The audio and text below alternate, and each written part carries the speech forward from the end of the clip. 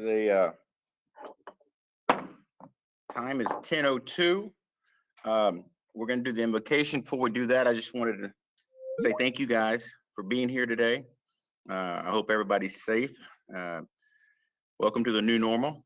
But I'm excited about this meeting, excited what we can do. And I'm excited about how TDLR's stepped forward and to start this meeting and wanted to open some prayer, and I'm gonna do that personally. So if you wish, you don't have to wish, you're welcome to pray with me. Father God, thank you for this day. Thank you for your blessing. Thank you for waking us up. You didn't wake everybody up. Father, as a nation, as a state, we're hurting. We're in a situation we've never been before. But Father, you call us that your people excel in those times. So never is a greater moment that you've chosen us to be here to lead. You couldn't have chosen anyone in the history of mankind, but you chose us. So thank you for that. Thank you for that blessing. Thank you for what you give us, and we just ask your guidance here. In your name we pray. Amen. Amen. All right. So make sure your mic's on mute, please, because we don't want feedback. And then Miss Tamla, will you call the roll, please? Yes, sir. Good morning, Chairman. Chairman Rick Figueroa. Here. Vice Chairman Tom Butler. Here. Dr. Ray Callis. Here. Commissioner Helen Callier. Here.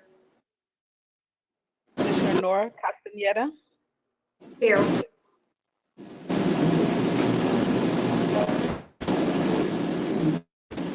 Commissioner Joel Garza. Here.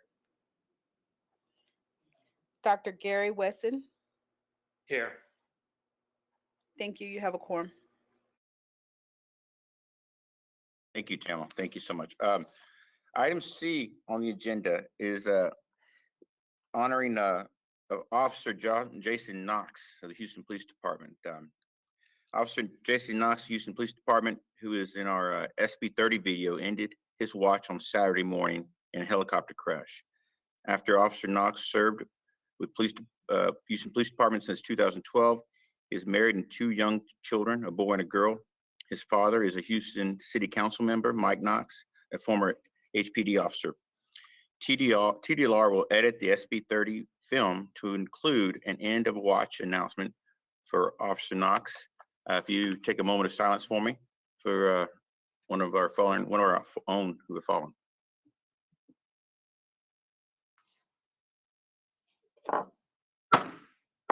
Thank you, guys. I mentioned earlier that we want to recognize employees. I mean, during these times, it's been, as I've talked to Brian and Brad, and we've gone back and forth in our weekly calls and just dealing with time and challenges and resetting in so many ways. I don't know of an agency within the state that is more paramount in getting us back to work and getting us back on our feet than our own TDLR. But within our own family, right? And I mentioned this to Mr. Francis and Mr. Bowen both. Our culture has always been and will always be, under my watch, one of relationships, one of people. We are not a bureaucracy. We are not a bunch of papers, not a bunch of rules, not a bunch of regulations. We are a family trying to do our best to keep the state of Texas at work and to excel in entrepreneurship and keep it safe. And so with that, there's times when we want to recognize, and 2 employees specifically who just have come to the call in extraordinary ways with this crisis. And crisis has 2 words, right? Danger and opportunity. And those 2 words are important because most people just see danger, but the extraordinary see opportunity. And so Stuart Myrick, who is Eagle Scout, has done an extraordinary job of just being there on the subject matter of dealing with the changes in emergency management. He's been briefed. He's been doing briefings and doing some major connections and just trying for us to figure out what this means. None of us expected it. That won't happen again. We will make adjustments for this. We will learn, but he's done an amazing job, and I want to thank him for that. So, Stuart, on behalf of the commission, I want to say thank you. And Steve Ecker, who has done an amazing job as well. He is, I guess, the quoted resident scientist. And so these expertise are, I would call sleeper talents, but I think we're all given these sleeper talents and they're pushed forward in these crisis moments. And so Steve's talent came forward and he's done an amazing job. So Steve, on behalf of the commission in the state of Texas, I want to thank you as well. So Stuart and Steve, thank you for what you guys do. Thank you for the extraordinary effort and the passion by which you do it, and the commitment. And we on the commission realize that we're the top half of the duck.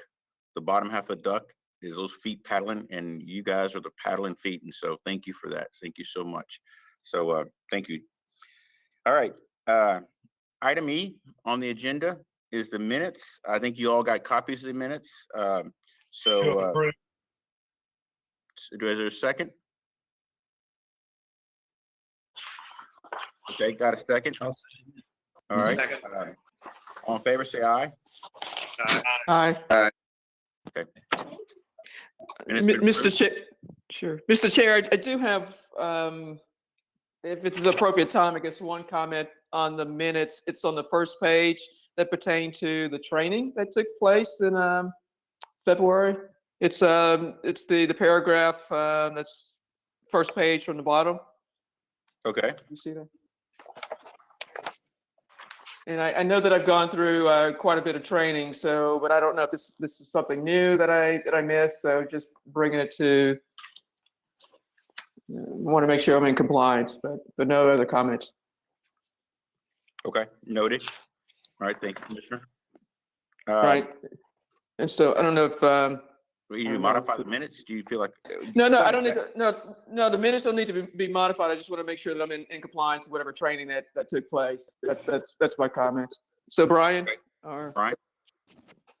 Mr. Chairman and Commissioner Collier, you're caught up. This is the training that was relating to the cybersecurity that you completed and all the commissioners completed. So you're in good stead now. yes, I am. Absolutely. Thank you so much. Thank you. You'll get a ribbon after class. Okay. All right. Training, Mr. Bowman. I think is going to go through meeting conduct, public comments, participation. He's going to give us the idea is to bring some sort of guardrails to how we do this. And so I want to say something for you. I give us all permission to stumble. Okay. All right. It's a big deal, right? I mean, I just give us permission. I mean, raise your hand. I hope you guys give me permission to stumble, because it's going to happen whether you give me permission or not. But I just, we're going to work through this. It's going to be okay. I'd rather us engage each other in a awkward way, but get the work done, as opposed to remain silent and miss the opportunities that we need to get done. So first meeting, it's not going to be go out hitches are great. But so Brad has put together some comments. So Mr. Bowen, it's your go. Thank you, Mr. Chairman. Good morning, commissioners. It's good to see everybody. Just a few pointers here. Of course, this is our first commission meeting that's all done by video conference. The public is watching on live stream, and anyone who has signed up with us to do public comment will have a chance to do that later in the meeting, in addition to the written comments that have been submitted to you. The meeting's being recorded and will be available on our YouTube channel. And here's some tips just to keep in mind to try to have as a successful meeting. Please try to keep your microphone muted until you're ready to speak. And if you have any phones or other devices in the area, please try to silence those, just so there's not any bleed over of noise. Please state your name before you speak. And the method we came up with to recognize speakers is to just raise your hand, and the chairman can see all of you on his screen, and so he can recognize you to speak that way. And also the staff will be looking for anyone who wants to be recognized to speak. That will hopefully try to avoid folks speaking over each other and things like that. If you have any problems with your connection, let the chairman know, or also you can contact your designated IT staff person. There was that information was sent out to you with the instructions of a person to contact if you have any technical difficulties. Please try to stay on camera during the entire meeting, even if you're not speaking. If you need a break or recess, please let the chairman know. And if you get inadvertently disconnected from the meeting, you can use the same link to rejoin the meeting. As the chairman said, we may have some stumbles or a little awkwardness, but we will certainly get through it and take care of all of our agenda items. One of the things that we're going to try to do today is do all roll call votes on your action items. And then we will also have public comment item later in the meeting, and the chairman will touch on that. But we've had the process we've had is that folks could register with us in advance, sign up in advance if they wanted to give a public comment. And I believe we have 4 commenters who will be queued up later in the meeting when we get to that point. And thank you for being here. And if you have any questions for me, I'm available. Otherwise, have a great meeting. Thank you, Mr. Bowman. I appreciate that. Next, commissioners. Okay. Next was the executive session. I asked you guys if we needed one. We do not, so there's no need for us to go into executive session. So we're going to move on to item I, which is discussion of possible action on licensing system contract award / vendor selection. Brandy, if you would start off, that'd be great. Good morning, commissioners. I am Brandy Corrales. I'm the Director of Financial Services. And for this topic of the new licensing system, I'm going to be kind of giving you the information of how this project was birthed, where the money came from, the required procurement process for this acquisition, and the time of the events that have occurred. Then I'll go ahead and turn it over to Ms. Ashlock, who will discuss all the capabilities and all the bells and the whistles of the new system. So just history and background, you don't know where you're going if you don't know where you've been. And so in May of 2018, which was when the last strategic planning session took place for the current biennium that we're in, TDLR agency goal number 1 was to continue to effectively consolidate and improve administration of the services for the 16 programs recently transferred to TDLR by the Texas legislature. In the strategic planning process, one of the pain points identified by TDLR staff is that there are 9 different systems currently maintained for licensing efforts of the agency. And so action step number 2 of this goal was to identify and prioritize technologies that sustain the agency and support growth through its IT governance committee and build a robust licensing system to properly integrate licensing programs for increased efficiency. And the target date for that action item was 9/1 of 2021. And I'm happy to report that we are on the way to successful completion of that item. So then moving forward into August of 2018, we had the legislative appropriations request, and exceptional item number 1 was for the funding of the creation of a new licensing system. So this is a multi-year project that's going to require 2 phases. Phase number 1 will migrate about 77% of the individuals and business licensees that we have. And then phase 2 will require an additional authority to complete the migration of the remaining 23%. The funding for the second portion of the request will be in the agency's 2022 and 2023 LAR this summer, and it's estimated at about $1.6 million, so $800,000 per fiscal year of the biennium. This exceptional item was fully adopted and fully funded at the requested ask last biennium at $1.9 million for the 2020 and 2021 fiscal years. And this initiated the procurement process, which I'm going to go through next. So for the procurement process and timeline, there's 5 basic steps or official steps in the procurement cycle. Number 1 is procurement planning, and this consists of defining a business need, establishing procurement objectives. So this phase was completed with the history and the background part that I just discussed. The second step is the procurement method determination. So each item or service that's procured in the state has specific methods in which it should be handled. The licensing system is classified as an automated information system, and it has a contract value over $50,000. And as such, it is required to go through the statement of work process with the Department of Information Resources. As we go through this presentation, you'll hear me say SAL, I'll just be speaking with acronyms, so that's what it is, but it is the statement of work relating to this procurement.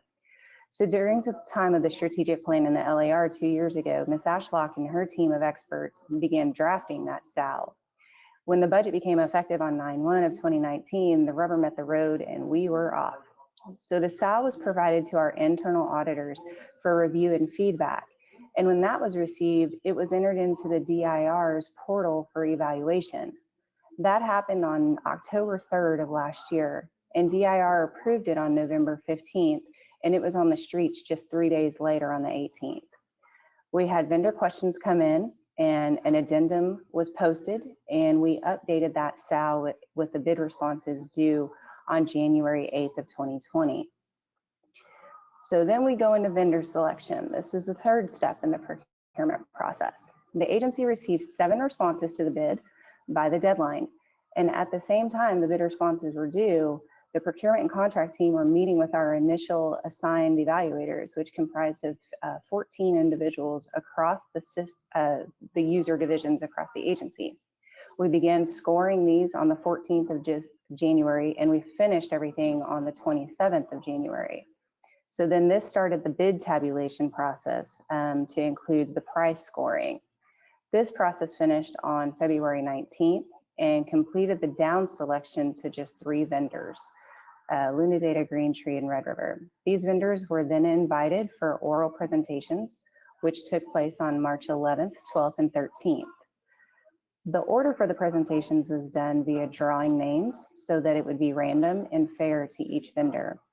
At each presentation, we had a scribe from TDLR taking notes, and the notes were reviewed, and then each vendor was sent that information along with an invitation to submit their best and final offer to the statement of work. The deadline for those submissions was March 27th, and all 3 vendors submitted a response. When we went through another round of bid evaluation with a team of 18 members from across the user divisions, the evaluators were provided the vendor responses on the 30th of March, and then we held a meeting via Microsoft Teams on the 4th of April to complete the scoring. All BAFO bid tabulations were finalized 2 days later, and a meeting was set with the executive leadership on April 13th to discuss the possible award to the selected vendor. It was unanimously approved by executive leadership, and then the contract was sent to our general counsel for a final internal review. There was one pricing question that came up, and that was clarified with the vendor. So step number 4 is contract formation and award. So this is like the procurement home stretch. So a letter of intent to award was sent to Red River on April 21st.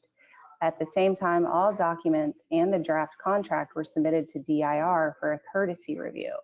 So in this context, they're doing a courtesy review because it's not a fully executed contract at the moment.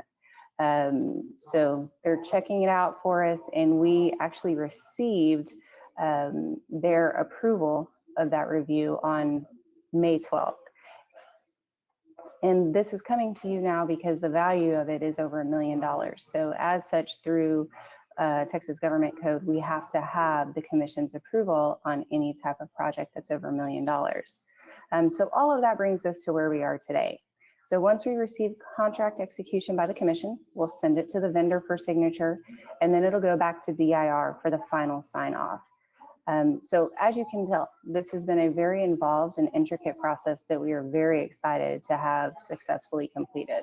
There were a lot of players in this game, and we give a lot of thanks to our executive leadership team, to our contract and procurement team, to our IT team. There was a lot of people, our evaluators, there was a lot of people involved in this process, and we're grateful for all the time and effort that everybody has put in. So then step number 5 is contract management. So believe it or not, everything I just told you is only 4 steps of the procurement process. But this last step will commence once contract kickoff occurs. It's the post-award part of the administration and making sure that the contract is being executed according to the terms and conditions that were listed within that contract. So I am available to answer any questions. If not, I will turn it over to Ms. Ashlock, and she's going to give you all the oohs and the ahs about the system. Mr. Chair, I have a couple of questions, if you mind.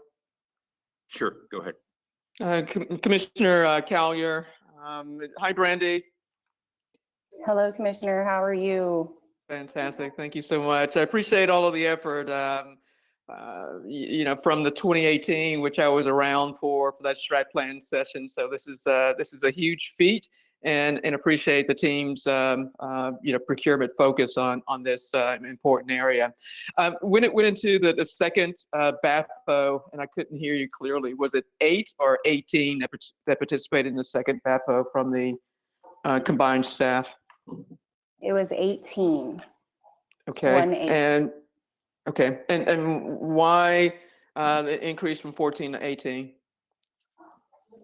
We were trying to get just as many eyes on this as possible. And since it was narrowed down, we definitely wanted to make sure that we had all of our subject matter experts in the room. And as a part of this process, since they are going to be using this system. So we wanted as many eyes on it as possible, and to make sure that anybody that was going to be, a part of this process and a part of this system had an opportunity to weigh in on the things that were important, since it's going to be utilized and viewed through many different departments of the agency. Super. Thanks for that. And for the 3 shortlisted vendors, which one of those are hub firms? I would have to get back with you on that. I don't have that information directly in front of me. Okay. Good question, Commissioner. And then for the DIR courtesy review, what do they take a look at? So they look at the entire contract, the way it's drafted, to make sure that it's in conformance with all of their, requirements through DIR.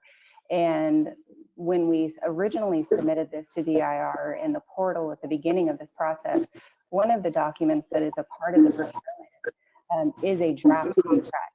So, the initial contract without any type of vendor name in it has been submitted. So it was just a final check over to make sure that nothing had changed in the terms and conditions. Everything was still in compliance with DIR, still in compliance with all of the procurement laws and everything, that we would be able to execute the contract in that manner.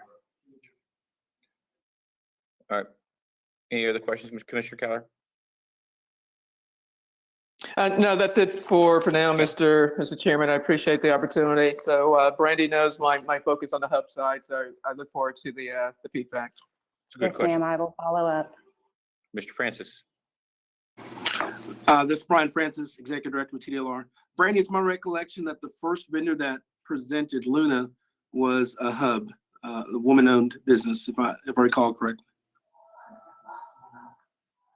Mr. Francis, I will have to go with you on that. Not having it straight in front of me at the moment, I don't know that answer. Okay. Any other comments?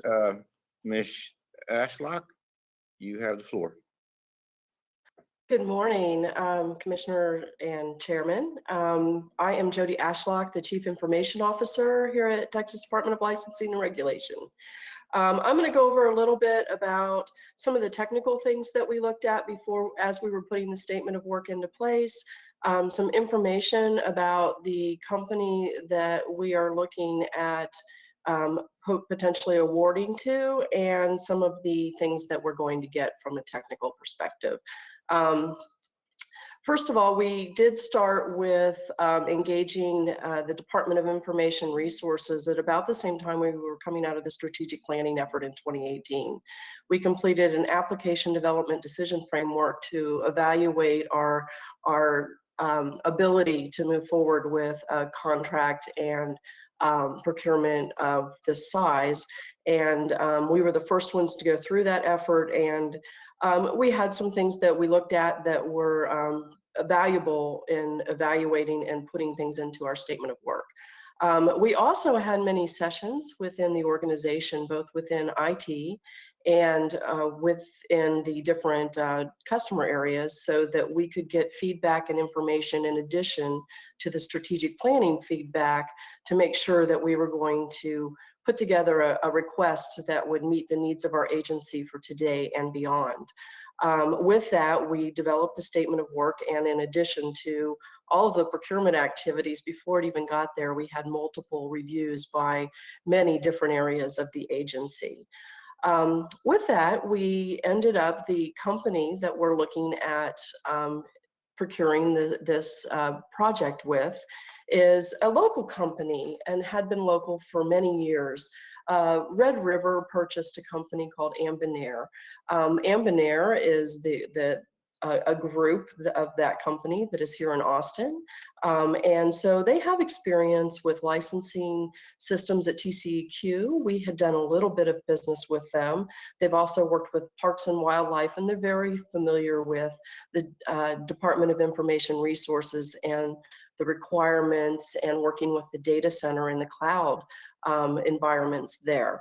So while they were purchased, the Red River Company brings to the table a national expertise in licensing. So if they run into challenges at the local level, they've got the backing of the national company that can assist them. They are also, you know, on the DBITS list and had, like I said, many years of experience. What we're going to get out of this is a foundation and a framework for moving forward for our licensing systems for the future. We knew early on that the systems we have are getting older and aging and need to be modernized. We need to be able to provide responsive design that allows for mobile technology to be used by our licensees. I can't tell you how many times I go into my personal salon and he tells me he needs the phone to work for him on our systems. We get an infrastructure and a framework that our system developers can use in the future. They will be coding with the company and on the project so that there will be an ease of transfer ability at the end of this, and also the ability for us to transfer some of the smaller programs while the vendor is working on our larger efforts. The first 4 programs we're looking to move over in this biennium are massage, cosmetology and barber, and electrician. Mr. Francis, thank you for your direction, because that will get 77% of our licensees onto a new platform and modern infrastructure. We'll have a portal that will allow, if you think about it like your banking transaction portals, where we'll be able to transfer messages securely back and forth with our licensees, allow them to upload and download documents, and just really provide some efficiencies to our current licensing processes. We're very excited about the opportunity. The infrastructure is based on Microsoft platforms and the Azure cloud. So we're really excited that we're moving in that direction, and also in a direction where there's resource availability and it's not a very slimly defined set of skills that can work on the system moving forward. I think we've got some real opportunities to move into the future with this, and we really appreciate the support of not only our agency representatives that have worked on this, but our executive leadership and the commission as well. Are there any questions for me this morning? That's exciting. Now I know Commissioner Butler, Vice Chair Butler, did you have a question, Commissioner Collier? No question. I think it's a solid platform, you know, kind of tracked it since the 2018 timeframe, and you know, good direction with the Azure platform as well. So appreciate that on Microsoft platform. All right. Brandy, did you have a comment? I wanted to respond to Commissioner Collier's question about the hubs. So one of the respondents was a hub. As Mr. Francis said, it was Luna Data, but the other 2 are not. Okay. And do we, and it may be premature, I'm not sure what we can all cover. I am interested in knowing what the hub participation is for the selected party, and just, you know, whenever appropriate. Yes, ma'am. All right. Vice Chair Butler, I know you chaired this. Thank you for that. Thank you for the work that you did on that. So do you have any comments? Yes, sir, Mr. Chairman. I'd like to thank Commissioner Callis and Commissioner Garza as well. They were in on the meeting yesterday in which Brandy and Jody informed us about the process that they'd gone through. We've been a little bit aware of this for a while, but they did a very good job of delineating the history, where we are, the criteria that they wanted for the platform going into the future. I think, based upon the conversation we had yesterday, that this is a platform that'll carry us 10, 15, 20 years into the future. And this is what we need as we approach about 1 million licensees that the TDLR licenses. So with that, I would move to award contract number 452-20-A001 to Red River Consulting to develop a new agency licensing system and delegate to the executive director authority to sign the contract. Is there a second? It's a motion. Yes, second that emotion. Okay. Any further discussion? Good. All right. With that, we'll go for a vote. Ms. Fletcher, I think we're going to do a roll call vote. Is that accurate?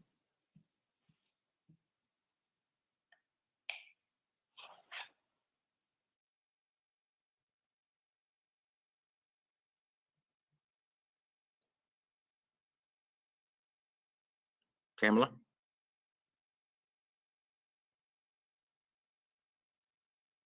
Oh, network connections. There you go. There you go. Yes, Okay, sir. okay. Vice Chairman Butler, Yes.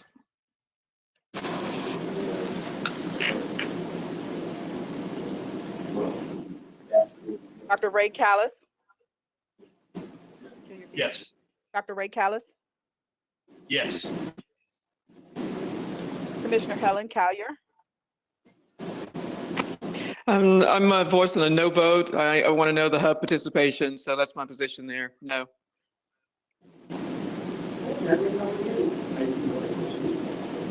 Commissioner Nora Castaneda, Yes. Commissioner Joel Garza, Yes. Dr. Gary Weston, Yes.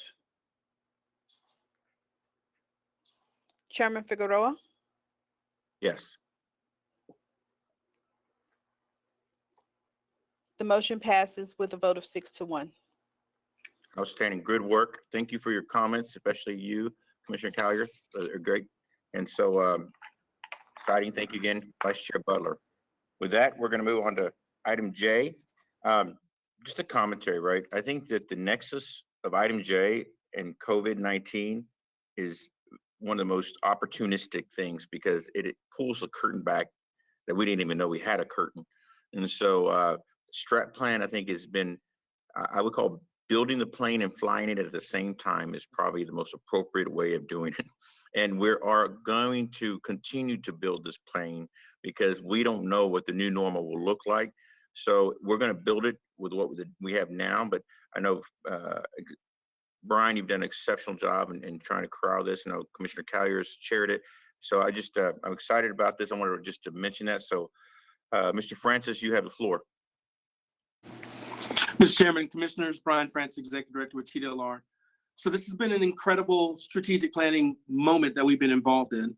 The overwhelming majority of our strategic planning efforts have literally taken place remotely. Normally, we would go out to 5 and 6 different cities to have the face-to-face conversations, the drafting, the editing, the gathering of our staff's comments would usually take place in these face-to-face environments, a normal setting. But with COVID kicking in right around March 13th, we were at home and the team has performed incredibly well. They've been resilient in trying to make sure that the strategic planning process moves forward. When you look at the strategic plan, there are going to be several themes that echo throughout it. Number one, I think it's always important to tell the world, here's what we did, here's what we told you we were going to do, and we came through on it. Trust us to move forward with those ideas going forward. The strategic plan will talk about the initiatives that we had last time, the agency goals that were in there last time. The IT system is part of that process that says, here's what we promised to do, and you can hold us accountable. We did it.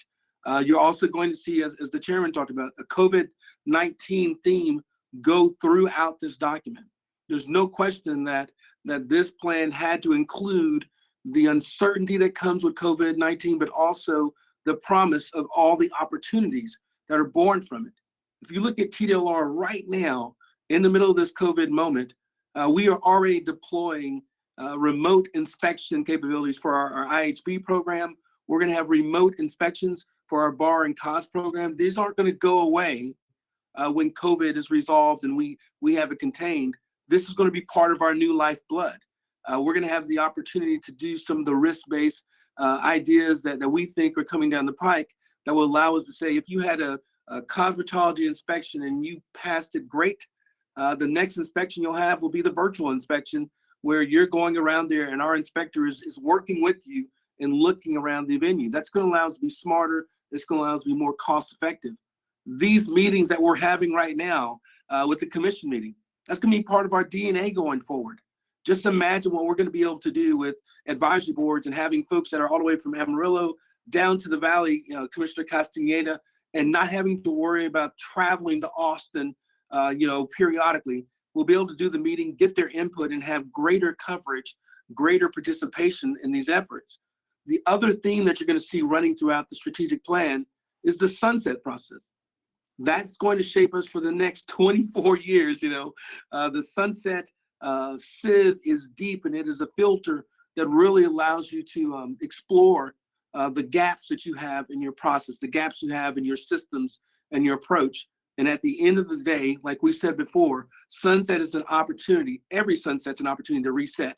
And this is TLR's opportunity to reset. So that theme will run through it.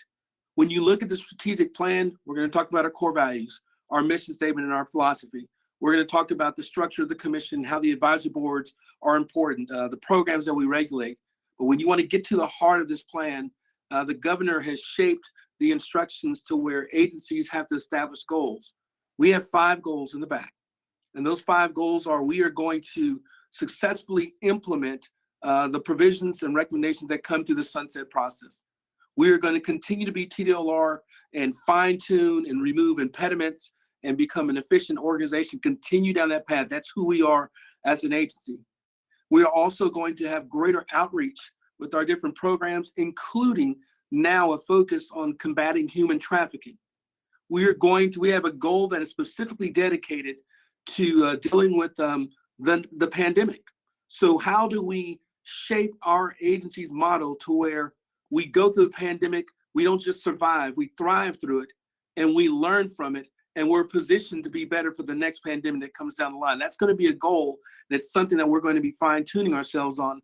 And then finally, making sure that we successfully improve the services for all the programs that are transferred to TDLR. Those 5 goals will drive our agency. And the way, Commissioner, that we're going to use those 5 goals is that when we have competing interests, we're going to say, is it achieving one of our goals? Does it match our mission? Does it match our vision? And is it achieving one of these goals? And yes, let's go forward. If not, let's put it over here, in the parking lot, and we can come back to it. But focusing on those goals, the commissioners know that's goal, the governors know it, and the legislature knows that this is something we're looking at. Our strategic initiatives is the next big piece. In the past, Commissioner Weston, we've had 56 strategic initiatives two cycles ago. We had 29 this last cycle. We only have 9, and it looks skinny, but the reason why there's only 9 strategic goals is because the sunset is going to be the vehicle for our 24 legacy programs. That's going to be where that conversation takes place. So we tried to focus on what are agency-wide issues that we could deal with strategically, and what are those issues that relate to the legacy programs, or I'm sorry, the health-related programs that we still have. When you look at the 9 goals, the first one is improving the safety of residential elevators.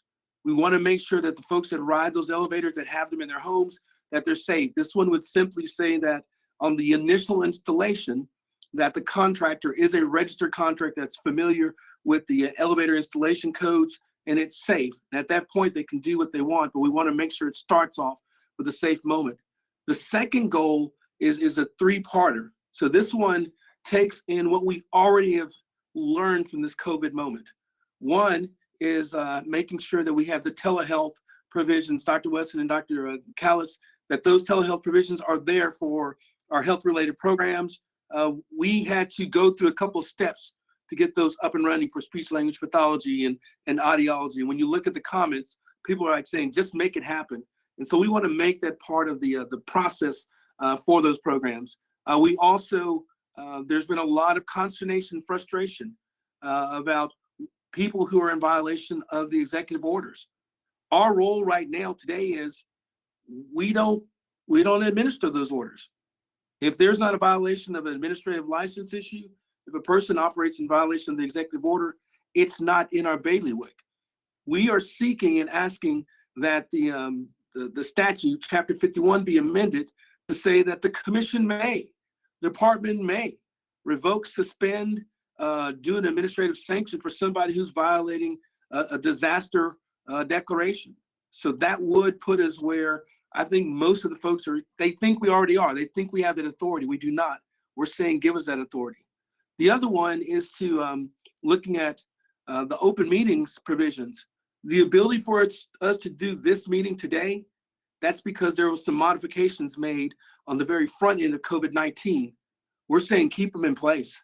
It makes sense to allow us to move nimbly and quickly, and not just TDLR, but all state agencies would benefit from being able to continue to do meetings in this fashion. The cost savings, the quickness of being able to respond is an important piece of the puzzle.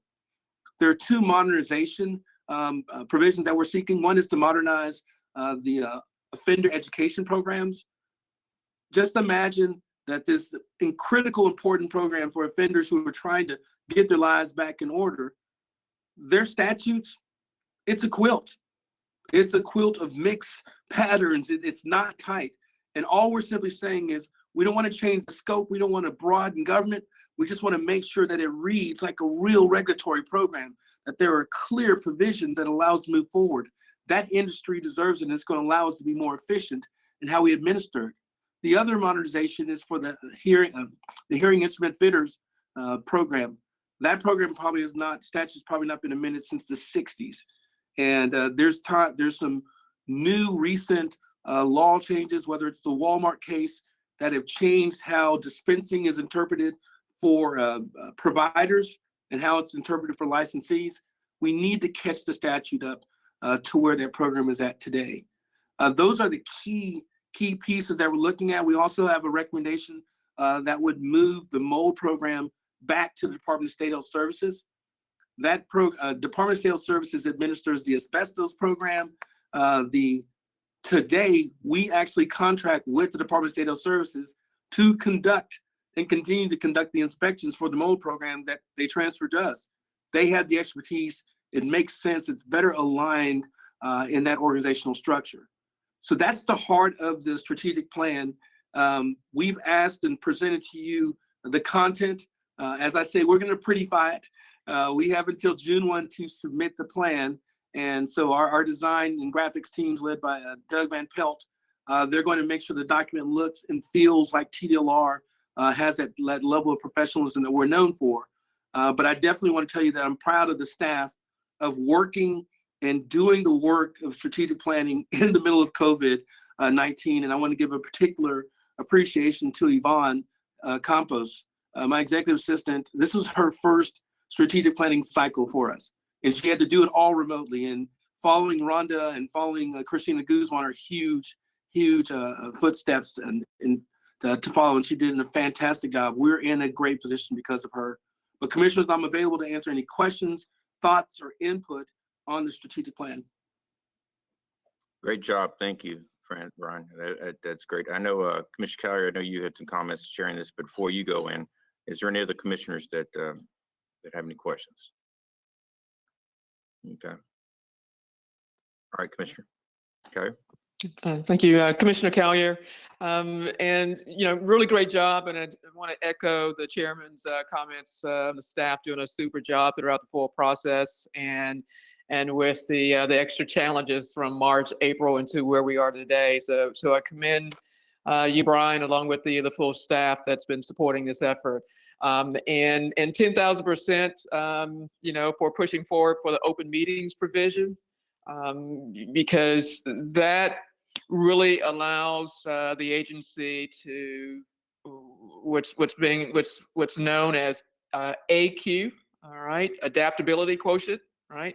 We're all familiar with IQ, EQ, but it really puts you in the game from a higher level to support licensees and of course fellow Texans with the AQ, the adaptability quotient perspective. So just keep those three knobs in front of you, but it's going to be an EQ and AQ game for a while. So I appreciate that.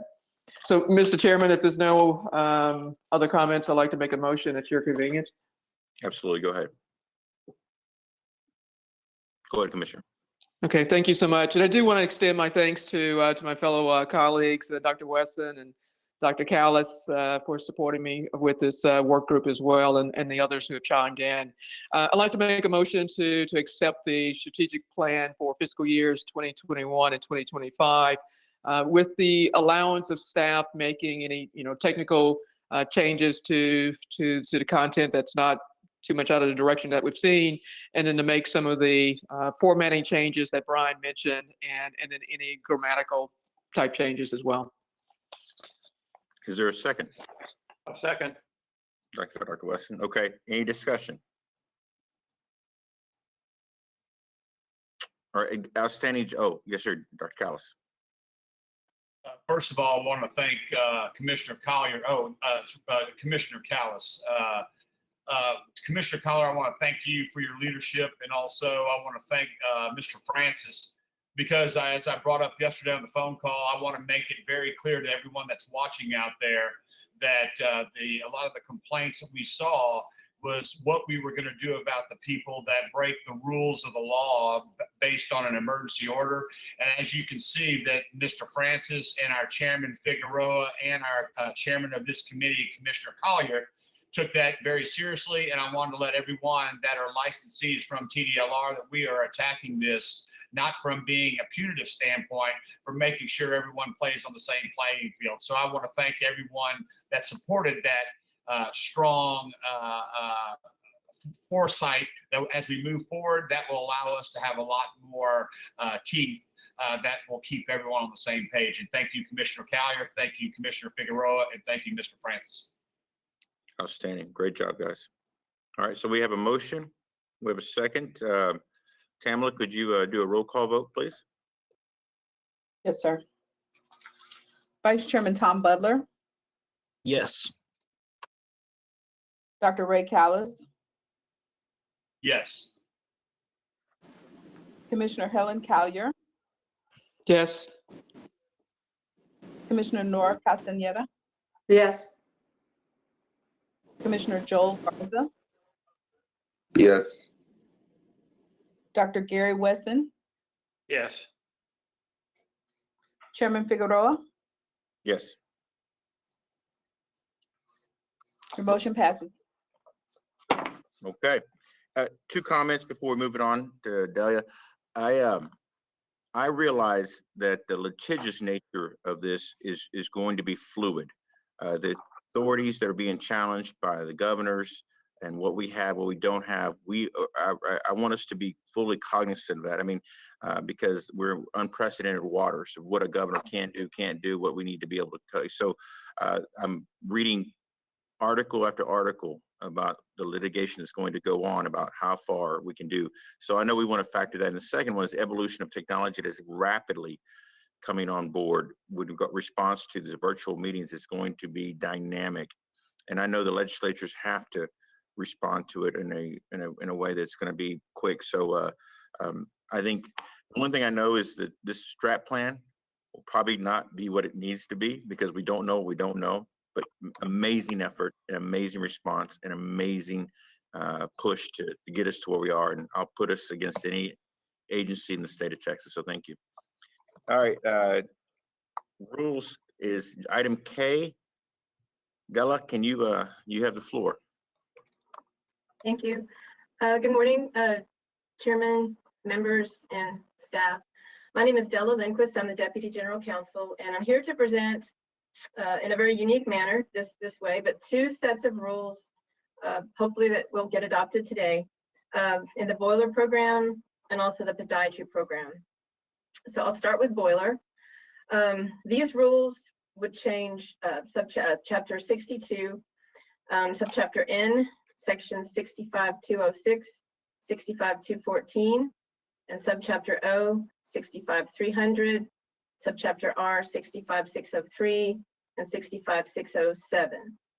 Primarily, these rules would implement the requirement to have a carbon monoxide detector and interlock system that would be in any new boiler room installation after September 1 of this year.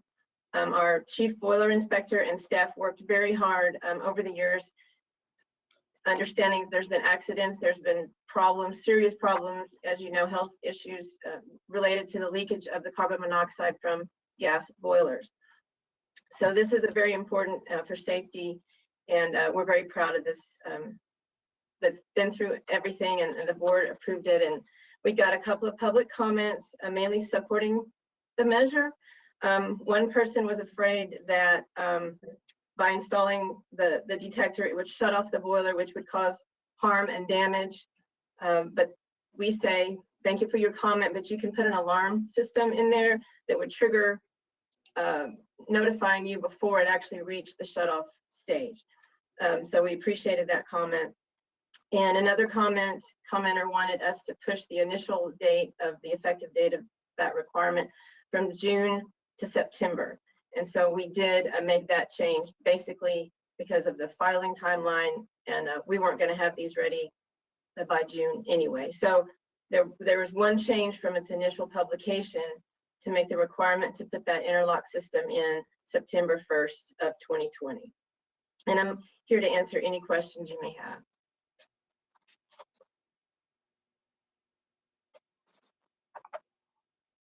I'm sorry, Chairman, you're muted. Sorry about that. I gave everybody permission. All right, I'm just gonna tell you that right now. So, if you have any questions, first, Della, thank you so much. If you have any comments, great, but if you have a motion, make sure you include in the motion the ability for our staff to use electronic signatures for adopting the rules. So just as you read the motion, but any comments? And I'll help guide you through the motion because we do have, it's a little complicated simply with the change that was made after the publication. The rules were published initially in the Texas Register on January 31st, 2020.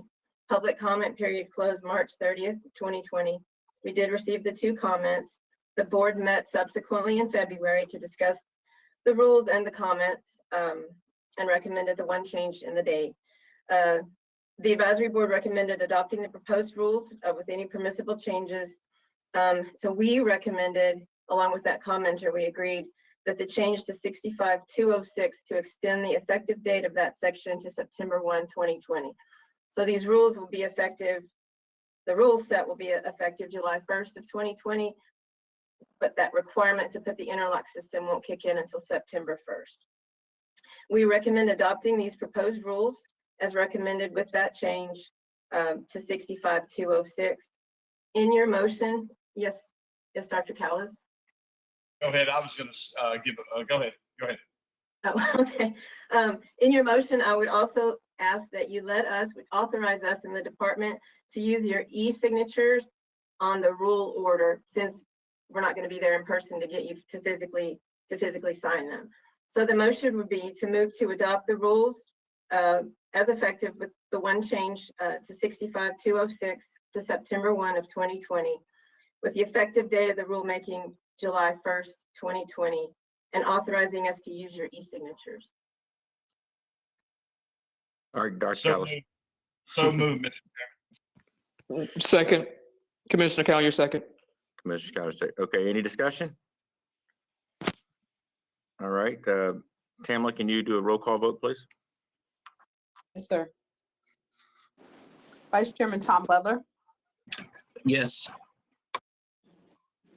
Dr. Ray Callis, Yes. Commissioner Helen Collier, Yes. Commissioner Nora Castaneda, Yes. Commissioner Joel Garza, Yes. Dr. Gary Weston, Yes. Chairman Figueroa. Yes, Thank you. Your motion passes. thank you, Chairman. All right, Della. Okay, the Item L. second rule package is a little more complicated. It's in the podiatry program.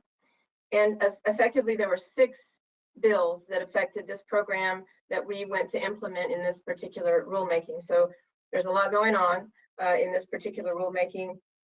The highlights would include the requirement for podiatrists to complete a human trafficking training course as required on every renewal after September 1st of this year. These rules establish limits on prescribing opioids for acute pain, address electronic prescribing, and require continuing education on prescribing and monitoring controlled substances. The proposed rules also clarify the scope of delegation permitted and allow for a podiatrist to delegate to a qualified and properly trained podiatric medical assistant, implementing a transfer from the Texas Medical Board to our authority. They update the administrative penalties and sanctions for podiatrists and as well as penalties for improperly accessing the Texas Prescription Monitoring Program. And finally, the rules provide for the orderly transition of assessing continuing medical education hours as the department transitions to biennial podiatric license terms. The bills that affect this program include House Bill 2174, House Bill 2059, House Bill 3284, House Bill 3285, House Bill 2847, and House Bill 1899. So there's quite a few bills that affected this program this time. Primarily, the changes were the human trafficking training is one of the biggest changes. And then in the part about prescribing the opioids and that kind of thing. We got several comments. Some commenters were just questioning the need for the human trafficking training in the podiatry program. However, that is mandated by the legislature. And, you know, human trafficking encompasses the whole world. And so a little more training and a little more awareness of it is probably not a bad thing. We did get also a comment from the Texas Medical, TMB, and they recommended that we make one change, and I can get to that. Yes, we had initially had a rule discussing a 10-day limit on prescribing opioids, and they recommended taking that out because it seemed to confuse what a podiatrist can do, scope of practice for a podiatrist. So we took out section 130.59C regarding the 10-day limit as a result of that comment, and we appreciate that comment. So what we would be asking you to do today is adopt these rules. Della, I hate to interrupt, but Dr. Callis has his hand up. For clarification, I think you said Texas Medical Board, and that was not coming from the Texas Medical Board. That was coming from the Texas Medical Association. Oh, I'm sorry. I'm very sorry. Thank you. Texas Medical Association. So, what we- hang on, Della, hang on a second. Francis. Yes, sir. You know, commissioners, Mr. Chairman, I just want to add something. We've been hearing this a lot and seeing this comment. The legislature created the requirement for the health professionals to have the human trafficking training. The same thing occurs in cosmetology and massage programs. And I want to assure our licensees that the training isn't saying that you participate in human trafficking. What it's saying is that you're going to have an opportunity to see it. And if you're aware of how to identify it, you're going to be able to respond to it. Traffickers are devious individuals, and they treat the traffic like they are products. And they will take their trafficked individuals to get work done at a cosmetologist to beautify them. They'll take them to a manicurist to make them look better. They'll take them to a podiatrist to take care of an injury because they want to continue to have access to their product. The training is not saying you are doing something wrong. It's saying that a trafficker may bring somebody in front of you and you have an opportunity to see those signs and help participate in saving them. And so I just want to let our licensed professionals know it's not a statement about you. This is a statement about you having an opportunity to save a life. And I think we all want that chance.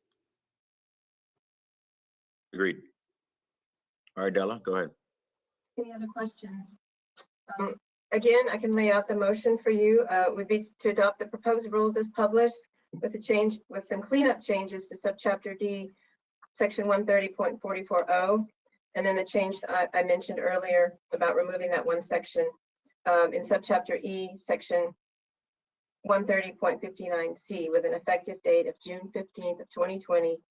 Also authorizing us to use your e-signatures in this rule order. Is there a motion? I will make, By Dahlia. I'll All right. second that. Motion's been made by Dr. Wesson, second by Mr. Butler.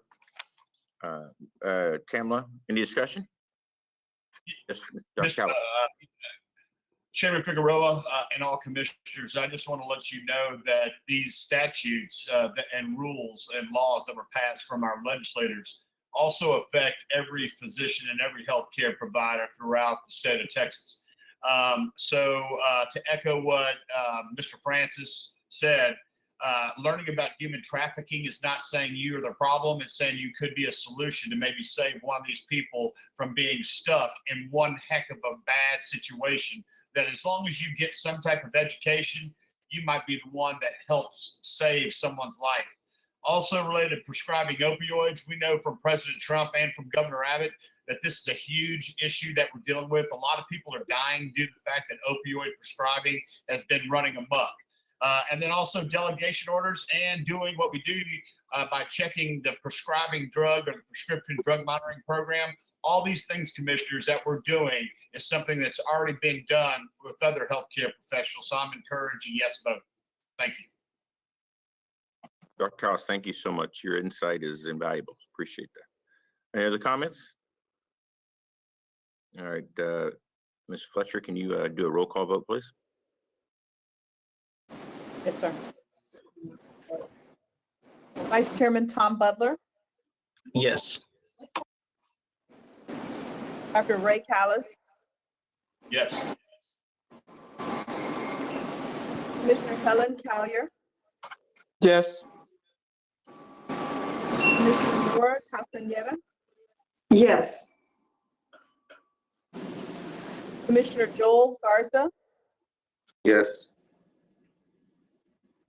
Dr. Gary Wesson, Yes.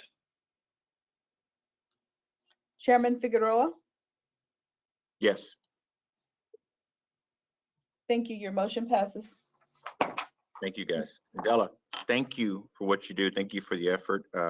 We couldn't even make the motion without you. God love you for that. So thank you for your words and your insight. And Dr. Callis, thank you for your insight. I made a comment to Mr. Francis the other day. You were operating while you were doing your surgery or something. You were doing surgery while you were on a conference call with a strat plan or something like that. And he goes, he's multi-talented. I said, it's quite obvious that Dr. Callis has not made it by on his looks. He's got to be talented in the medical profession. So there you go. There's my dig to you. All right. I love having you guys on mute. I can just rattle on all day long here. All right. We've already taken action on these work groups, but I want to give Mr. Eric Beverly a chance to talk about his work group, and then Jody Ashlock, if you don't mind, come on right behind him. Mr. Beverly. Morning, Chair Figueroa and commission members. My name is Eric Beverly, Government Relations Officer for TDLR. I'll provide an update on 2 items relating to our sunset review. Item 1 is an update on recent activities and upcoming events. On May 6th, TDLR received a confidential draft of our sunset staff report. That draft report remains confidential at this time. On May 14, TDLR had an exit conference with Sunset Commission staff. That meeting was held via teleconference. Upcoming dates are June 4, Sunset staff will publish their report. On June 18, TDLR's public response to the Sunset staff report is due. The next 2 dates relate to our public hearing and decision meeting. Those dates may change, but I'll provide them because that's what the information that we have this time. We're currently set for an August 19 and August 20 Sunset Commission public hearing. Testimony is typically taken on day 1 on August 19. Testimony will be provided by Sunset staff, TDR, and commission members, and the public. On September 23rd and 24, the Sunset Commission will again have a 2-day meeting. Typically, the decision meeting is held on day 2 of that meeting, so that's September 24. Are there any questions related to upcoming timelines for our sunset review? If not, I'll move on to the next item. Go ahead. Okay, I see Brian has his hand up. I apologize. I couldn't see you, Brian. There you go.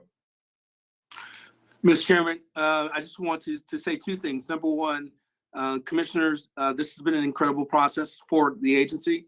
And I will tell you that whatever the report says on June 4th, our agency has been greatly served by the efforts of Eric Beverly. There's no doubt in my mind that yes, we would have fared well and yes, we would have done well.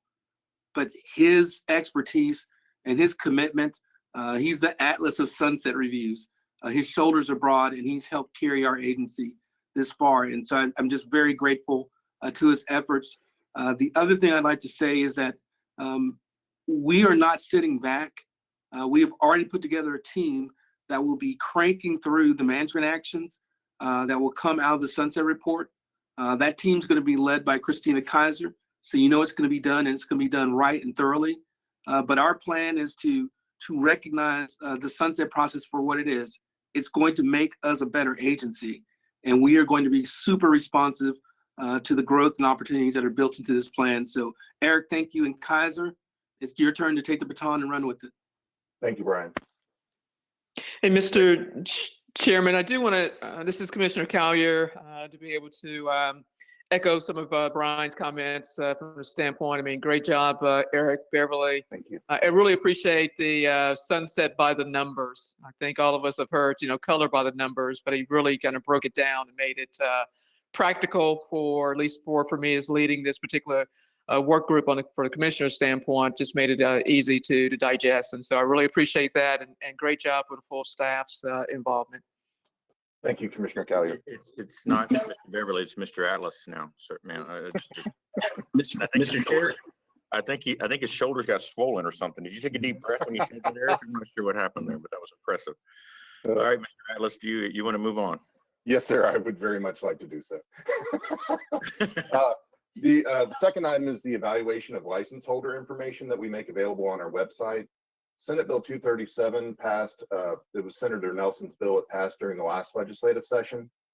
The new law requires Sunset, when reviewing a licensing agency, to determine whether the governing body, the commission in this case, has evaluated the type of personal information of license holders that the agency makes available on its website.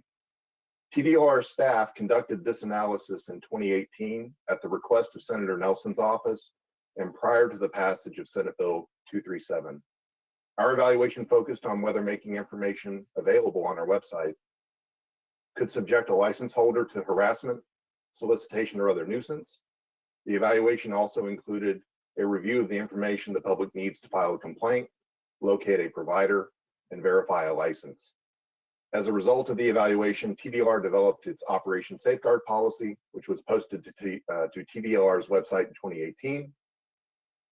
The Sunset Commission work group, led by Commissioner Collier and including Drs. Callis and Wesson, met with staff on April 8th and again on May 18 to discuss and evaluate the type of license holder information available on our website, and so that we could seek any direction from the work group that needs to be provided to staff.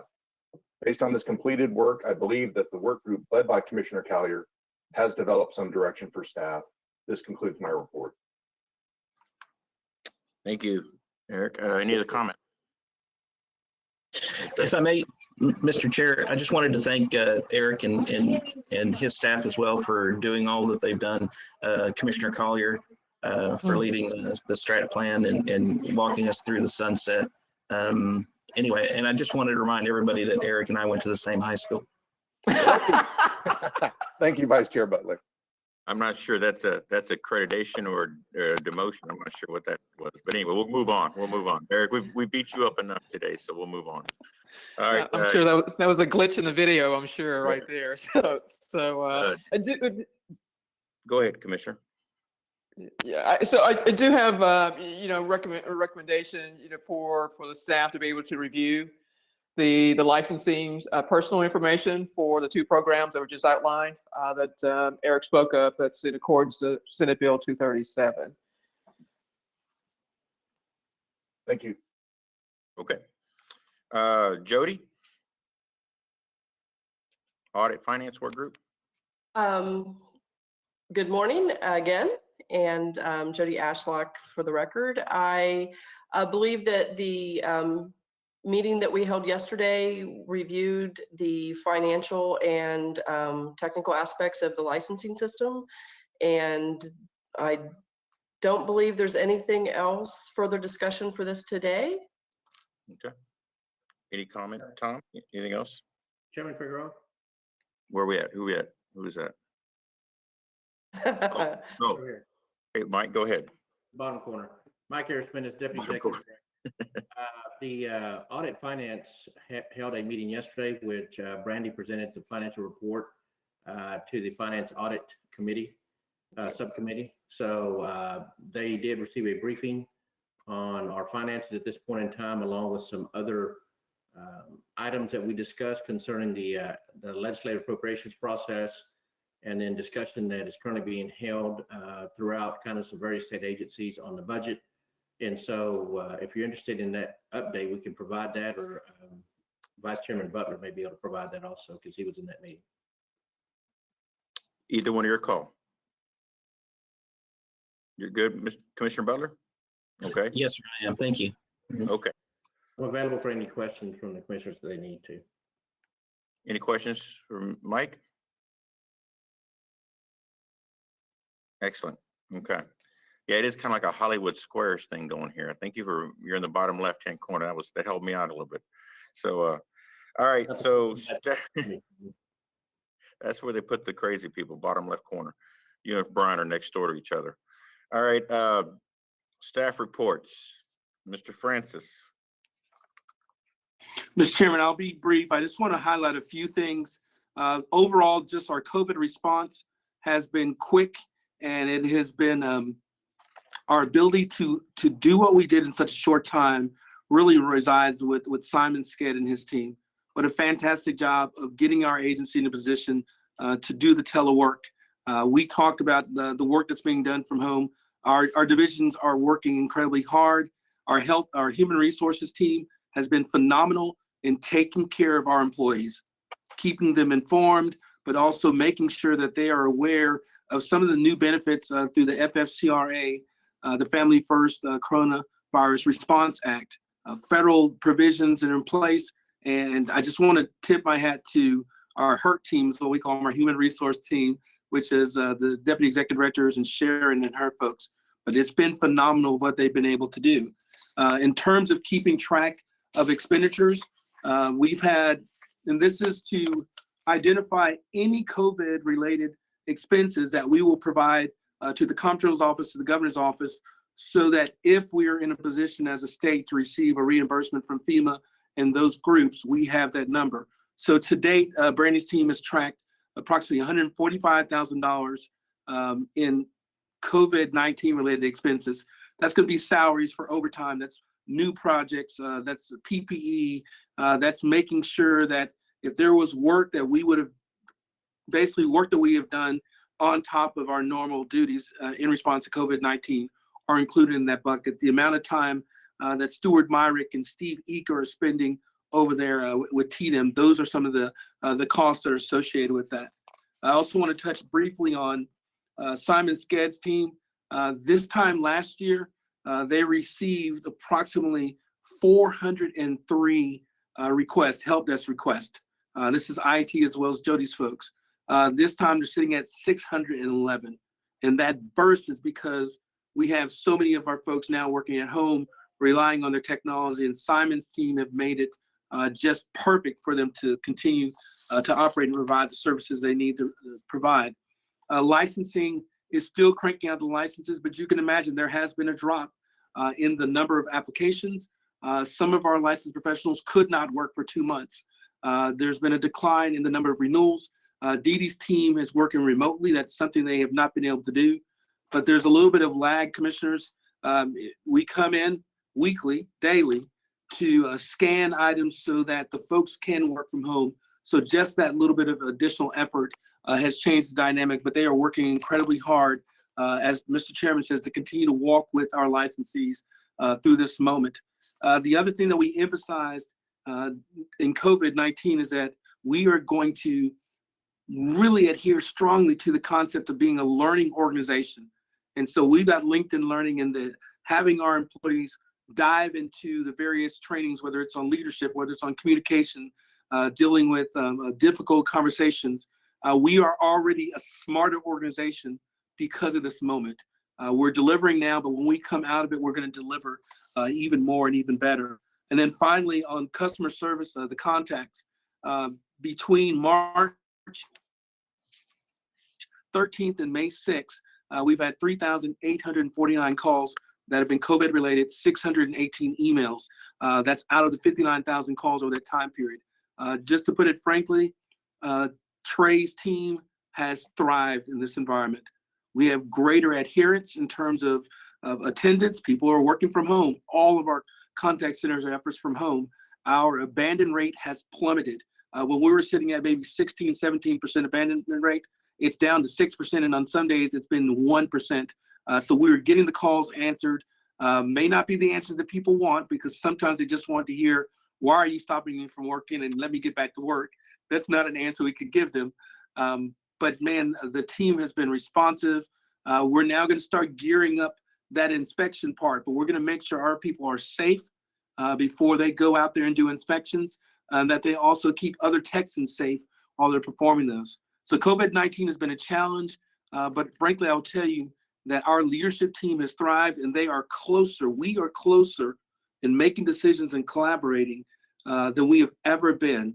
The meetings are real, they're focused, and they're productive. And so this has been a good moment for TDLR to really show what we're made of, and our core values are shining through. Absolutely. And Brian, commissioners, just get updated.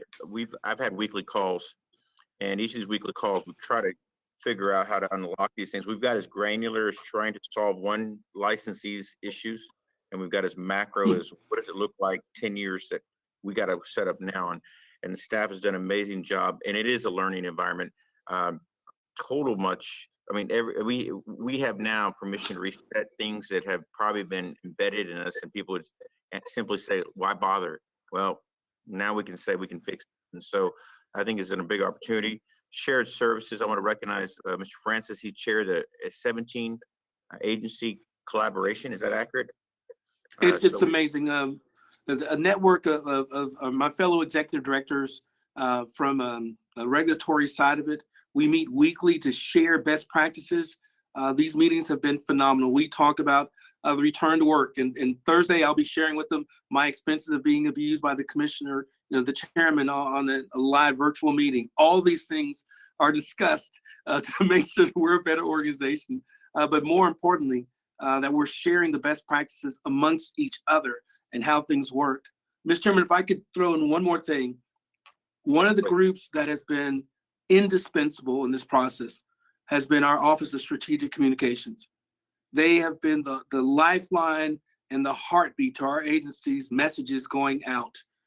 They are working literally till 9, 10 o'clock at night, and they're working on weekends to make sure that the licensees are responded to on Facebook, to make sure that we are delivering stuff. We've had over 114 email notifications to 10.6 million of our folks through Gov Delivery. We are averaging 85,368 views a day on our webpage. That's because people are going there to get the information of what they need, and the team has been phenomenal in how they bake the message, how they vet it. Brad has folks in there, Trey has folks in there. We have people from our PM to make sure that we're having the experts, but that team has saved the day, and we're continuing to continue to support and communicate to our licensees in this critical time period. So 3 points I'd like to make on this. One is, to your point, Dr. Callis, we will continue in any circumstances that are in emergency situations or whatever the case to create a fair playing field. We want to make sure that everybody does have the same opportunity to succeed, and that's one of our pillars, if you will, to create that level playing field. And we're well aware. So what we learned on this whole transition of COVID, I think is paramount. Two, we know budgets cuts are coming. We're trying to figure out what that looks like. We need to be very conscious of that. We're going to have to lean into it with our staff and making sure that we understand where these budgets will, price of oil, where the state of Texas, we're prepared, and they've done an extraordinary job of already preempting that issue. And so I want to thank them for that, but just being aware. But I made this comment to Brian the other day, is that just the efficiencies alone can help reduce that. Just operating efficiencies alone are big. I want to make sure that our communication with the governor's office, especially in times such as COVID-19, is paramount. He is the boss. We want to make sure his orders are followed, and we want to make sure we have a clear, very fixed communication, effective way. So those are the 3 things that I wanted to point out as we learn. The staff has done a great job. I've seen them get yelled at and insulted in the middle of helping a licensee, and I've seen them be thanked as well. And so I want each and every one of them have done an amazing job. The executive director whines a little bit, but other than that, I think we're okay. I think we're going to be all right. Maybe. All right. Any other comments? If I may, Mr. Chairman, this is Commissioner Collier. Brian, you made a statement that there was a decline in the number of renewals, and my question, and maybe I'm not recalling correctly, but was there some sort of flexibility around renewal dates? Like if somebody's date was coming up for a renewal, that there was 15 days, 20 days. Commissioner County, we've built in a number of moments of flexibility for the folks that are renewing. Number one, waiving the late renewal fee. So that's been one benefit we've requested from the governor and we're able to get, and we're grateful for that. The other one was removing the continuing education requirements. So it made it easier. But the bottom line is I think people are making a financial decision of do I just go on and renew this thing and I can't work now? So when they do a late renewal, we're going to be able to have that benefit accrued to them. So I think it was just some choices that people are making in this moment. Either way, we're positioned to take care of them, to move it through quickly or to defray or lower their cost when they do decide to come back into business. Okay, all righty. So therefore, if somebody declined to renew, then the majority of that would have been, you think, financial decision? There was a lot of, the uncertainty that's still swirling around it. There are people making some very tough choices, and my heart breaks for our licensees, but they've been incredibly resilient. As Dr. Callis said, they've been extremely honorable in reflecting and taking care of other Texans by honoring the executive orders. And I give so much praise and so much respect to them, because this has been a tough time for our licensees. Okay, thank you. Mr. Chair, may I ask a question or two? Yes, sir, Mr. Butler. Executive Director Francis, what is the state of our licensees right now? Are all our programs able to operate? Where are massage therapists able to operate, or audiologists, driving schools? Where are we with the state? And we don't have to get the granular level, but just kind of broadly, the people that we supervise or help administer the licenses of, where are they? What's taking place in Texas right now? Thank you very much for the question, Vice Chairman Butler. This is Brian Francis. So yesterday was a big day because it allowed for the laser hair removal licensees and the massage therapists to go back to work yesterday. So that was a big bulk of our licensed population that's been prevented from, not being able to go back to work. The driver education schools we're still working on that one.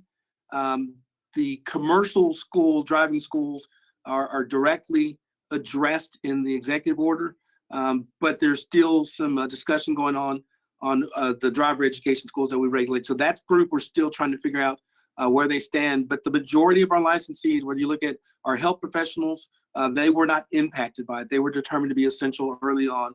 The bar and cause folks came on board, were reopened on May 8th. That took a large population of it.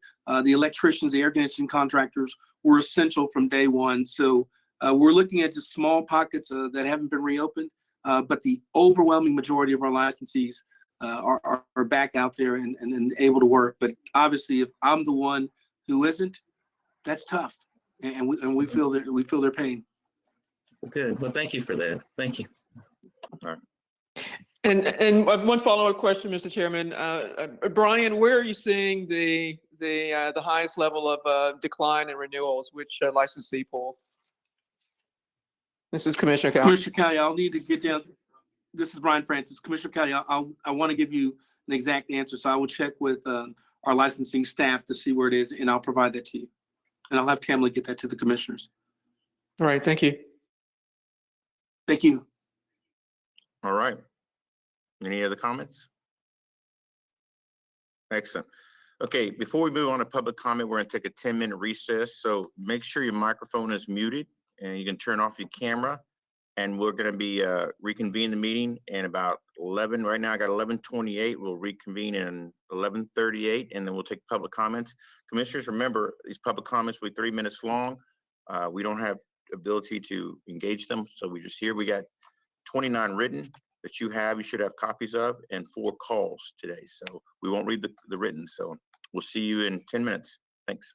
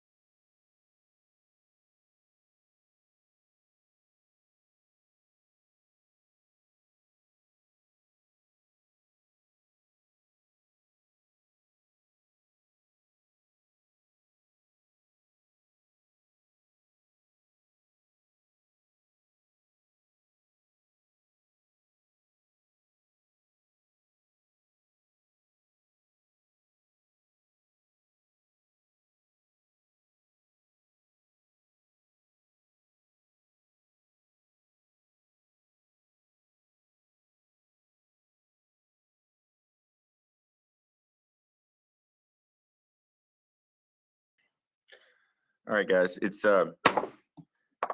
11:39. I'm gonna call the meeting back to order. We're moving to item O on the agenda, where we're accepting public comments in writing and by telephone for those who submitted a request in advance to speak to the commission.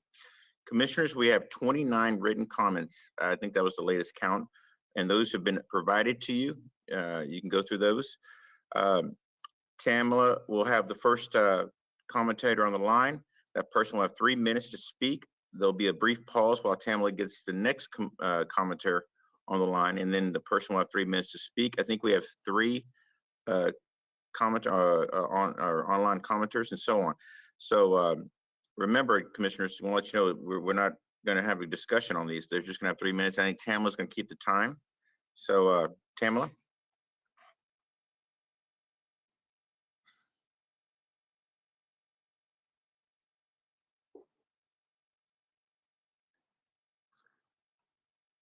Chairman, I have Larry Cernasek for your first public comment. Mr. Cernasek, you have 3 minutes. You may start now.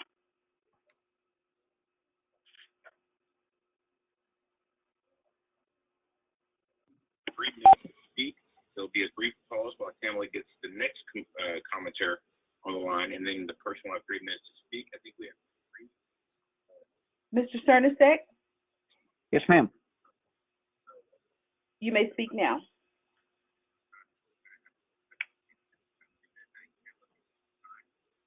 Mr. Cernasek, can you hear me? Yes, now I can. Okay, good. You got 3 minutes. You're going to start as soon as I stop talking.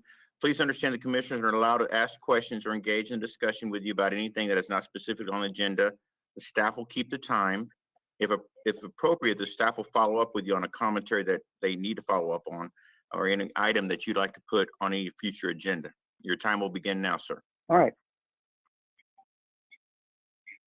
Good morning, commissioners. My name is Larry Cernasek. I'm in the towing and storage business in Deer Park in Pasadena, Texas.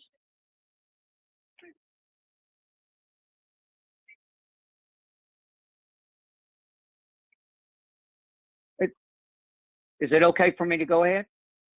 Yes, sir. Go ahead. Go ahead. Okay, my comments are on the VSF 11 form. This form, which was created to provide a way as a right of possession for an immediate family member to pick up a vehicle from a VSF. If the registered owner was not able to come, a family member could use the VSF 11 form with identification, signing before a notary to pick up the vehicle. Without any authority from the legislature, it was changed at the request of insurance companies. At a public meeting of the Towing and Storage Advisory Board, TDR staff attorney, Mr. Johnson, told the people at the meeting that anyone who abused, forged the VSF form could be prosecuted by TDLR. Numerous complaints were filed with TDLR. I have an email from prosecutor Michael Shirk that TDLR has no authority over insurance companies, so we were lied to by the TDL attorney. I have yet to be told what statute has to be changed to get the VSF form changed, because there is no such statute in existence. So why is TDLR hiding or refusing to provide? Why TDLR won't protect the public from insurance companies stealing vehicles from VSFs without their permission? Insurance companies have no right to pick up a vehicle without the owner's permission in writing. Insurance companies have a proof of loss form that the owner has to sign. That is what they should be required to use to pick up a vehicle at a VSF and nothing else. An insurance company has no right to pick up a vehicle unless it is a total loss. An insurance policy does not give an insurance company ownership of a vehicle. If anybody needs to have new legislation, it's the insurance companies. They have a proof of loss form from TDI, who regulates them. TDLR needs to protect the public by removing the insurance section. I don't know of anybody who ever refused an insurance company from inspecting a vehicle at a VSF. The TDLR commission members need to follow the oath by which they were appointed by the governor, not the appointment to the commission or the political contributions to elected officials. Mr. Francis told some towers and a former state senator, now consultant, that he didn't want to have to deal with the insurance lobby to change the VSF form. Well, it's not the insurance lobby's place to force an agency to change a form to benefit them. Thank you for your time and service, but do the right thing to protect the citizens of Texas against the insurance companies. Thank you, Mr. Cernusek. Thank you, sir. Thank you for Thank your you. comments. Okay, Tamla. Next.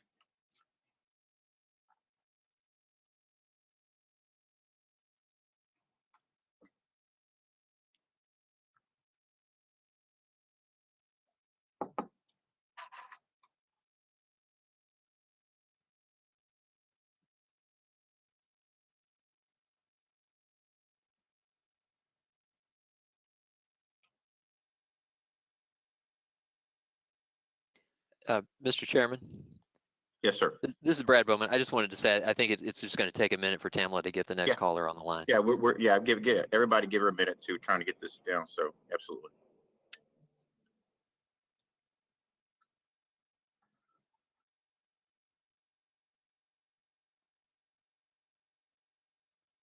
Can you hear me? Okay. Hi, Commissioners. I have Alex Hughes as your second public comment call for today. Mr. Hughes, you have 3 minutes. You may start. Thank you, ma'am. My name is Alex Hughes, and I applied for an environmental air conditioning Class A license on January 2nd, 2020. I passed the test in February, sent all required documents in, and verified receipt by April 7th. I've made several email inquiries and telephone calls, but was repeatedly told we have no information and cannot put you in touch with anyone that can provide any additional information. I do not agree with Mr. Francis's previous comments on customer service. Today I called again, although the average hold time of well over an hour was down to 1 minute and 18 seconds. I spoke with an individual that stated, I see no activity or updates. He then attempted to contact the licensing team. After a brief hold, he came back and stated, I cannot contact anybody on the licensing team, and no updates have been made since April 7th. He stated he would escalate the inquiry to his team lead, an offer that's never been made before, and they would contact me within 72 hours. I anxiously await the update. He also stated that it's unusual to take this long. Now, I looked on the TDR website, and it has core values. It talks about being accountable to Texans and creating an exceptional customer service experience. It also talks about response times, with telephone being 1 day and emails being 2.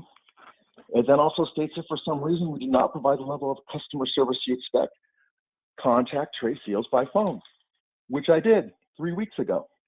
No response. I then sent an email to the same Mr. Seals. I received no response. I understand the current situation is making production of all things more difficult, but I've been assured TDLR is working, yet I see no progress. I reached out to several individuals I know that recently contacted TDLR. One specific individual sent a certificate of insurance change. He also has not received any updates, emails to phone calls. And Texas has always been great for business, but I did not foresee this level of difficulty obtaining a license. I also must say that I'm a professor at AECC and I teach air conditioning. Students ask me, how long is this going to take? I don't have an answer. If they ask about trying to get a contractor's license. Also, during this entire time, I'm paying insurance on a business I can't use. I've had to turn down jobs because I don't have a license. Now more than ever, I need to get back to work. I need to be able to work. So I need to get my business started. I never thought TDLR in the state of Texas would be the roadblock. It's actually quite shocking. So I asked the commissioners to examine the compact that they say they have and see if that's being satisfied. Also ask that you look into the team's processing the licenses to see what kind of structural issues or problems do they have that's preventing the processing of these licenses and the subsequent slowdown of business. I thank the commissioners for their time and allowing my public comments. Sir, thank you for your time, your input. You were heard, and we'll have staff get with you, and we appreciate we can't discuss it with you, but if we need to, we'll put it on an agenda item. Mr. Chairman, I couldn't hear clearly. He's a professor at which particular school? ACC, as I think that's correct. Okay. And we'll have follow-ups. And Tam will have details, commissioners, if you want specific details for the caller, okay? Next caller, Tamla.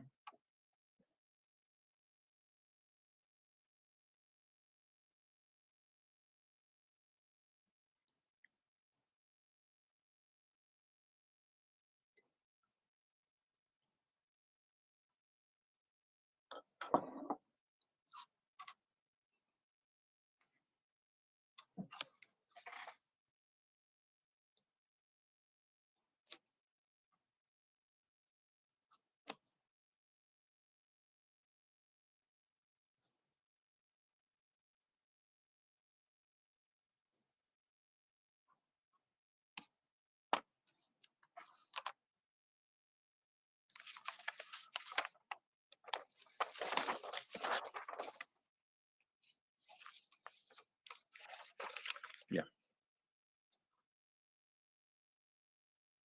Sorry for the delay, commissioners. We're going to get to you. Thank you. And you said we had a total of 3 today, I Chairman? think this is the last one. Yes. Commissioners, I Yes, have Amanda Hughes, who is your final public comment call for today. Ms. Hughes, you have 3 minutes and you may go ahead. Hi, I am a licensed esthetician in Texas and I have been for over 15 years. I have had a lot of experience with TDLR from licensing and renewals and inspections, et cetera, and overall have had a decent experience with the agency. However, during the COVID crisis, I have felt that estheticians have not been properly represented by TDLR. We're a very small portion of the cosmetology umbrella, and we are very, very different from the other occupations in that under that cosmetology umbrella. When the governor sent cosmetologists back to work just 5 days into phase 1, that included estheticians. Massage therapists were not sent back until this week. And by comparison, within salons and spas and the occupations within, everyone has such a different role. My role is different than a nail tech and a laser tech and a lash tech and a hairdresser and a massage therapist. And I really feel that it's TDLR's job to advise the governor of those differences between occupations. I cannot work, 2 or 3 feet away with myself and my client both wearing a mask. You can't wear a mask during a facial. My client can't. And I work about 6 inches from their face. So that puts me at such a greater risk, almost at the risk level of like a dental hygienist, really. And yet we were sent back to work to perform a very non-essential service. And I feel that we should have been not sent back so soon. I fully understand that your agency only advises the governor's office. You don't make the guidelines and the rules. I don't expect Abbott to know what an esthetician is, but I do expect TDLR to speak up and let him know. I know that returning to work was a choice for some of us, and we didn't have to go back. But those of us that were self-employed, if we don't return, then we risk losing our disaster assistance, our unemployment benefits through TWC. We're going to be ordered to pay rent and our salons and suites. And then for those of us who are employed, we risk losing our job. And then, of course, unemployment benefits there too.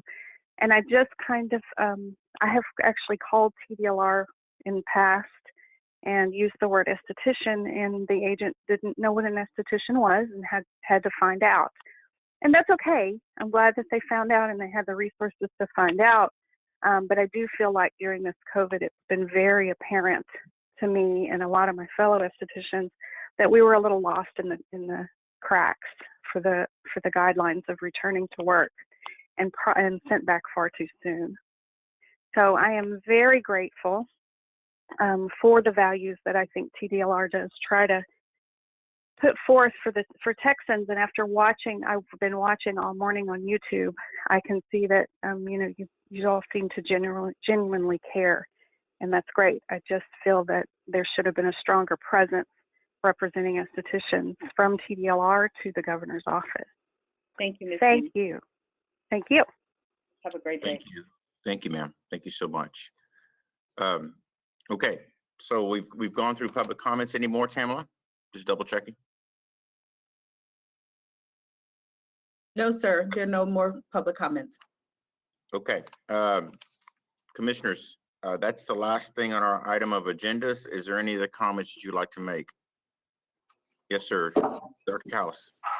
It's Ray Callis, Commissioner. I'm not going to go into any testimony that I heard today, but Brian, I want to make sure that we make it very clear as a physician and one that is around a lot of aerosolized people every single day, that I think that as we move forward, we need to maintain social distancing, washing hands. And I'm very concerned about some of our licensees with the close connections that I think we need to maintain and have a vigilant look at all that, because I'm telling you, all of my people that I deal with, it's very dangerous. And I mean, every time I put someone to sleep, the respiratory droplets are a real thing. And so I think as we move forward, economy is number one. We got to really try to open it, but we also have to be vigilant and very smart. So, I mean, as we move forward, that was one of my comments I was going to make. And the final comment I was going to make is that I would like to see in the future, whenever we have these type of disasters, pandemics, emergencies, I would like to have, if we can have a voice on the governor's task force. I think it's very vital due to the fact that we license over 1 million people in the state of Texas. So those are just my 2 comments before we get ready to get off. I want to personally thank you for going to the virtual reference and allowing us to have a virtual committee because I think this is very, very dynamic. All of us are very passionate, and we still can get together to do the Texans work. But we need to do what we do in a safe and effective manner. Thank you. Okay, thank Dr. Callis, your insight, especially you and Dr. Wesson's insight in the medical side of this is without question invaluable to us. So thank you for your expertise in that. Any other commentary? Yeah, Mr. Commissioner, Mr. Chair, if I may, I'd like to thank the caller. I'd like to thank the callers for calling in. We're a great organization, but we're not a perfect organization. So the way we find out, where our flaws are or where we may have dropped the ball is by the public telling us, whether it's a licensee or a member of the public that one of our licensees took care of in some fashion. And so it's good that we get that feedback. We are going through an extraordinary thing with COVID and most of our employees, if not all of them, working from home. So, no doubt in my mind that Brian and the team will address the issues that we saw today.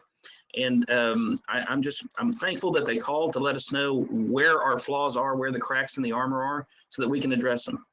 So thank you so much, Mr. Chairman. And I think this works. I really like the virtual meeting. Mr. Chairman, this is Commissioner Collier, if I may. Go ahead. Yeah, I'm not seeing you. I definitely want to thank the persons who made the public comments. That's one of the beauties that I love about our country. That's one of the beauties that I love about the state of Texas as well, and serving in this role that provides a platform for you to come forward and make the kind of comments that you made. We do listen, and as Dr. Callis noted, we're not able to address the specific testimony, but I'm rest assured that that the staff will be taking a look and into these to make sure we can make improvements where we can make improvements. We are at least from this side right here, pro business, love business. And the economy is important, and making a balance as well as making sure that everybody's safe and doing their job. So, so thanks, Brian, for this platform and for the staff supporting this effort. I do want to know, and you can just kind of back up a quick question on human trafficking.